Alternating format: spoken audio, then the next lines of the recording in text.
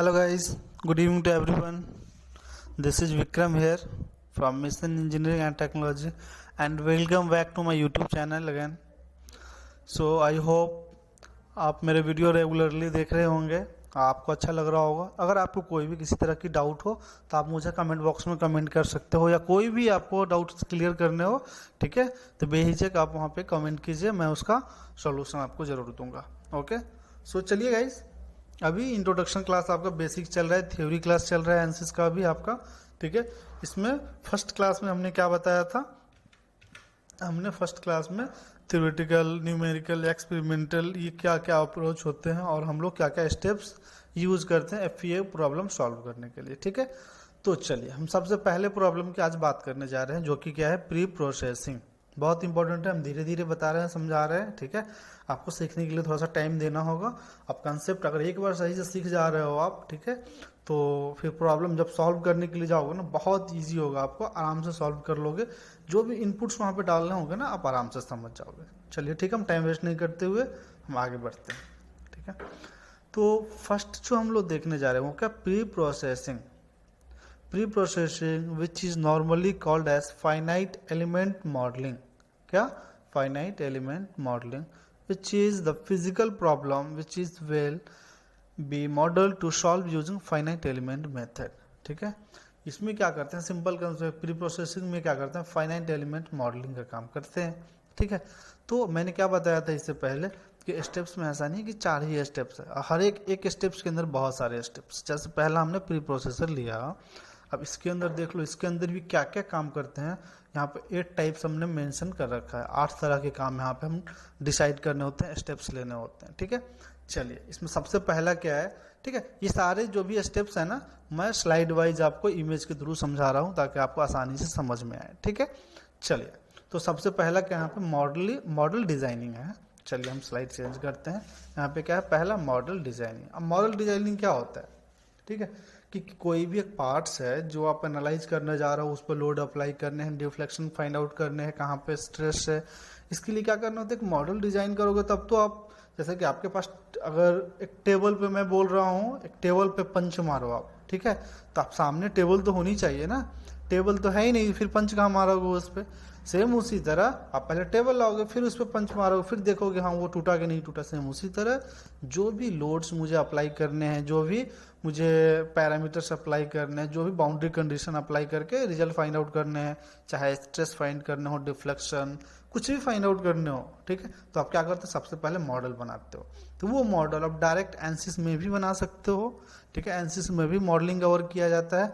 Otherwise आप दूसरे software में बना के उस पार्ट्स को इंसर्ट कर सकते हो, यहाँ पे इंपोर्ट कर सकते हो, ठीक है। जैसे कि आपने कैटिया में बना लिया, सॉलिडवर्क्स में बना लिया आपने, नेक्स्ट कैड में बना लिया आपने, ठीक है, बहुत सारे सॉफ्टवेयर मार्केट में अवेलेबल है। तो किसी भी सॉफ्टवेयर में आपने बना लिया और उस पार्ट्स को आप इंसर्ट करोगे, यहाँ पे इंपोर्ट करोगे, किस में, एनसिस में, फिर उस पर जो भी बाउंड्री कंडीशन है वो अप्लाई करोगे। तो पहला क्या था, मॉडल डिजाइनिंग। या तो एनसिस में हम मॉडल डिजाइनिंग का भी काम करते हैं, बाहर से भी लाके यहाँ पे हम डाल सकते हैं, ठीक है। समझ में आ गया होगा क्या होता है। चलिए नेक्स्ट क्या है, डिस्क्रिटाइजेशन और मेशिंग। अब सेकेंड स्टेप क्या, और यहाँ पे हम क्या और करते हैं, अब हमने मॉडल तो कर लिया, या तो मॉडल मैंने वहाँ पे किया या तो इंपोर्ट किया, बट मेरे पास मॉडल अवेलेबल है। अब मैं यहाँ पे क्या करूँगा, फाइनाइट एलिमेंट एनालिसिस जो है ना हमने बताया था, वो चीज़ हम यहाँ पे यूज़ करने जा रहे हैं, मतलब मेश करने जा रहे हैं। मेशिंग का मतलब क्या होता है, सिंपल कंसेप्ट है, बहुत सिंपल है। मेशिंग का मतलब छोटे छोटे भागों में डिवाइड कर देना। अब देखो यहाँ पे मैंने इमेज दिखला रखा है, आपको कोई डाउट नहीं होगी। मैंने स्टार्टिंग में बोला था ना, एक शीट ले लो, 4 कॉर्नर होंगे, हॉरिजॉन्टल वर्टिकल लाइन ड्रॉ करो, कुछ नहीं करना। इस इमेज को देखो आप, इस इमेज में क्या है ना, अगर बीच की जितनी भी लाइंस दिख रही है सबको हटा दिया जाएगा, तो आपके पास कितने कॉर्नर होंगे, 1 2 3 सॉरी एंड देन 4, कितने कॉर्नर होंगे, 4 कॉर्नर होंगे। तो जब तक आपने मेश नहीं किया है तो अब 4 कॉर्नर एंड बीच का एक एरिया होगा, उस पर ही कोई प्रेशर, लोड, फोर्स, जो कुछ भी लगाना हो आप लगा सकते हो, ठीक है।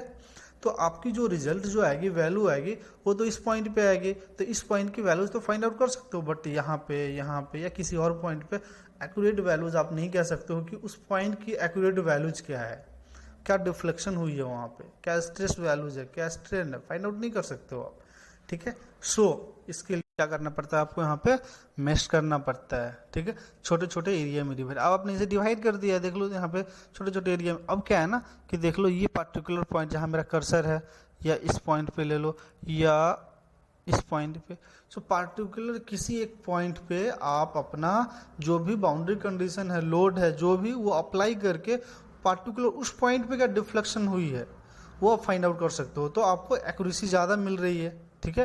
तो इन डेप्थ तो अभी जाना जरूरत नहीं है, लेकिन मेशिंग के लिए हम अनदर सॉफ्टवेयर भी यूज़ करते हैं, जैसे हाइपर मेश कहा जाता है, वो पार्टिकुलरली मोस्टली हम मेशिंग के लिए ही उसका यूज़ करते हैं। बहुत ही, जैसे कि एक इमेज देखना है यहाँ पे, ये जो इमेज के यहाँ पे मेश किया गया है, देखो सबका साइज जो है ना, सबका साइज अलग अलग साइज है। कोई रेक्टेंगल टाइप का है, कोई सॉरी क्यूबिक है, कोई ट्रायंगुलर है, बहुत तरह के साइज है, मतलब शेप बने हुए हैं। बट इसमें क्या है, इसमें सारे के सारे क्यूबिक टाइप के बने हुए हैं। तो आप इसे भी चाहते हो, आप इसे भी इस तरह बने, तो इसके लिए अनदर सॉफ्टवेयर है, खैर उसकी डिस्कस नहीं करने है। मेश के बारे में मुझे क्या जानना है, यहाँ पे छोटे छोटे भागों में डिवाइड करो। जैसे ये एक 3D पार्ट्स है, ठीक है। अब क्या है ना कि बाहर से दिख रहा है ना, जैसे ये 2D में दिख रहा था, उसे 3D में ये दिख रहा है। जब इसे तोड़ोगे, क्रैक करोगे, जब यहाँ पे आपने लोड लगाया तो क्या हुआ, पूरा क्रैक नहीं होगा कॉर्नर पे, क्योंकि क्या होता है ना कि कहा जाता है ना छोटे छोटे मॉलिक्यूल से कोई पार्ट्स बने होते हैं, ठीक है। तो यहाँ पे क्या है कि ये जो यहाँ पे आपने लोड अप्लाई किया तो बहुत सारे पार्ट्स मेशिंग करने के बाद बहुत छोटे छोटे पार्ट्स बन चुके थे आपके, तो सारे पार्ट्स आपका डैमेज नहीं होगा आपका, ठीक है। वो इसके आसपास जो है ना कुछ पार्ट जहाँ पे ज़्यादा लोड लगा है सिर्फ वही डैमेज होगा। तो यहाँ पे देख सकते हो, इसको लाइक जस्ट सेक्शनिंग करके काट करके दिखलाया गया है। यहाँ पे छोटे छोटे आप यहाँ पे देख सकते हो कैसे पार्ट्स हैं, यहाँ पे मेशिंग के बाद ऐसा दिखाया जा रहा है। तो मेशिंग का मतलब आपको समझ में आ गया होगा, उसे फाइनाइट एलिमेंट मतलब छोटे छोटे एरिया में उसे मतलब काटना, डिवाइड करना, उसकी क्या साइज उसको होनी चाहिए ताकि आपको एक्यूरेट उसकी रिजल्ट मिल सके, ठीक है। तो आपको समझ में आ गया होगा कि क्या होता है मेशिंग। चलिए नेक्स्ट हम प्री प्रोसेसिंग में और क्या करते हैं, तो सिलेक्शन ऑफ एलिमेंट। यहाँ पे क्या करते हैं, हम एलिमेंट की सिलेक्शन करते हैं। जैसे अभी तक आपको पता होगा एलिमेंट क्या होते हैं, एलिमेंट 2D होते हैं, वो सॉरी 1D 2D 3D ये सारे एलिमेंट्स होते हैं ना। तो यहीं पे हम किस टाइप का आपको एलिमेंट चाहिए वो एलिमेंट हम सिलेक्ट करते हैं, ठीक है। अब क्योंकि जो भी आप एनालाइज करने जा रहे हो, ठीक है, अब लाइक दैट डिजाइन पे वो डिपेंड करता है, उस पर क्या आप लोड्स इन फ्यूचर आप डालोगे, तो उसके थ्रू एलिमेंट भी सिलेक्ट करने पड़ते हैं। और हर एक एलिमेंट के नोड वैल्यू जो होते हैं ना अलग अलग होते हैं। अभी सिंपल लेके चलो, अब सिंपल ज़्यादा इन डेप्थ अभी नहीं जाना है, जब हम प्रॉब्लम सॉल्व करेंगे फिर हम देखेंगे। यहाँ पे सिंपल आप लेके चलो, क्या है आपके पास 1D 2D 3D, ज़्यादा आपको टेंशन लेने की जरूरत नहीं है। देख सकते हो ये क्या है 1D है, ये क्या है 2D है ये सब, और ये क्या है 3D है।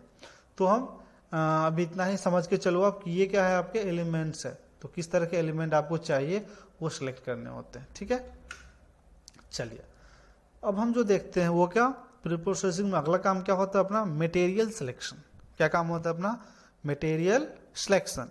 मटेरियल सिलेक्शन में क्या करते हैं, तो जो भी आप पार्ट्स डिजाइन करने जा रहे हो, आप सॉफ्टवेयर है, सॉफ्टवेयर में तो कोई मटेरियल तो डाल नहीं रहे हो ऐसे, ठीक है। तो जैसे कि आप एक्सपेरिमेंटली अगर काम कर रहे हो तो वो स्टील चाहिए तो मटेरियल स्टील ही आपको लानी होगी, वुडन से तो काम नहीं चलाओगे आप। तो यहाँ पे क्या करनी पड़ती है आपको, मटेरियल की जो प्रॉपर्टीज होती है ना एक्चुअली उसकी वो प्रॉपर्टीज डाली जाती है, ठीक है। तो उसको हम डाल करके तो हम डिफाइन करते हैं मटेरियल, मतलब आप यहाँ मटेरियल सिलेक्ट करते हो कि इस मटेरियल, जैसे कि मुझे पिस्टन बनाने हैं, सबसे पहले मैंने उस पर एल्युमिनियम लिया, ठीक है, मैंने पिस्टन बना लिया, ठीक है। मैंने देखा नहीं बहुत ज़्यादा डिफ्लेक्शन हो रहा है उस पर, अब क्या करोगे, नहीं एल्युमिनियम हटाओ, अब क्या लिया आपने, अब आयरन ले लिया आपने, नहीं आयरन भी सही नहीं है, फिर आपने स्टील लिया। So different different material use कर रहे हो ना। अब रियल टाइम में अगर उतना करो कितना खर्च होगा आप सोच के देखो। बट सॉफ्टवेयर में क्या है, आपने मटेरियल प्रॉपर्टीज आपने इनपुट सप्लाई किया था, जैसे आपको लगा नहीं ये सही नहीं है, फिर क्या करोगे, चलो प्रॉपर्टी चेंज कर दिया आपने, फिर रिजल्ट चेंज होगा, तो बहुत ईजी होता है। तो प्रॉपर्टीज यहाँ पे हम मटेरियल सेलेक्ट करते हैं अपने, ठीक है। तो आपको समझ में आ रहा होगा यहाँ पे हम क्या करते हैं, मटेरियल सिलेक्शन का काम करते हैं कि इस प्रोजेक्ट के लिए कौन सा मटेरियल कंफर्टेबल रहेगा, ठीक है। चीप एंड कॉस्ट में भी चीप होनी चाहिए और उसकी लाइफ भी अच्छी होनी चाहिए, वो सब डिपेंड करता है मटेरियल पे, ठीक है।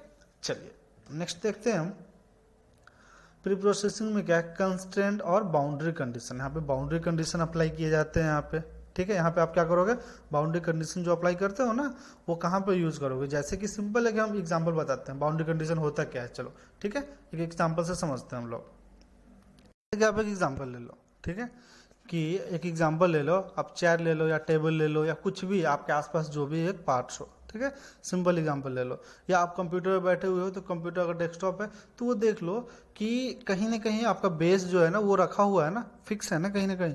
अगर उसको बेस को रखने के लिए आपको बॉटम पार्ट को रखने के लिए कोई जगह ना हो तो क्या वो रह पाएगा, वो फिक्स हो पाएगा? नहीं, ठीक है। तो जैसे कि आप ब्रिज ले लो, ओवर ब्रिज वगैरह होते हैं ना, वो क्या कहीं ना कहीं फिक्स होते हैं। अब टेबल देख लो, नीचे से फिक्स है आपका, जिस चेयर पे आप बैठे हो नीचे क्या है वो फिक्स है, ठीक है। उसके बाद आप जो टेबल के चेयर की जो सीट है उस पर आप लोड अपना दे रहे हो, आप बैठे हुए हो मतलब उस पर कोई लोड एक्ट हो रहा है, ठीक है।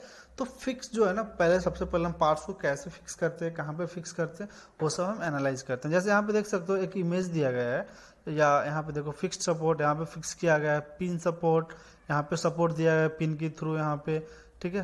रोलर सपोर्ट, ये क्या है, रोलर सपोर्ट है, ये रोटेट होते रहेगा पार्ट्स, बट आपका यहाँ पे देख लो क्या है ना, यहाँ पे सपोर्ट मिला हुआ है इसको।